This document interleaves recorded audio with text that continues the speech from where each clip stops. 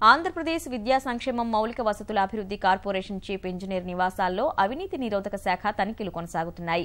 ఆదాయానికి మించిన ఆస్తుల కేసులో జగదీశ్వర్ రెడ్డి నివాసం, బంధువుల ఇళ్లలో సోదాలు చేస్తున్నారు. మొత్తం 9 ప్రాంతాల్లో ఈ సోదాలు జరుగుతున్నాయి. చెన్నై, విజయవాడ, సూర్యాపేట, మహబూబ్ నగర్, హైదరాబాద్లో అనిశ సోదాలు చేస్తోంది. మహబూబ్ నగర్ జిల్లాలో 3 చోట్ల దాడులు చేసింది. జగదీశ్వర్ రెడ్డి స్వగ్రామం వనపర్తి జిల్లా పెద్దమందడి మండలం అమ్మపల్లిలోనూ అనిశ తనిఖీలు చేపట్టింది.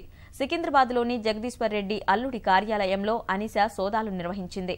హైదరాబాద్ తార్నాకలోని జగదీశ్వర్ రెడ్డి కుమార్తె నివాసంలోనూ సోదాలు చేస్తున్నారు. ఈ తనిఖీల్లో భారీ స్థాయిలో ఆస్తులు, కీలక పత్రాలు స్వాధీనం చేసుకున్నట్లు తెలుస్తోంది.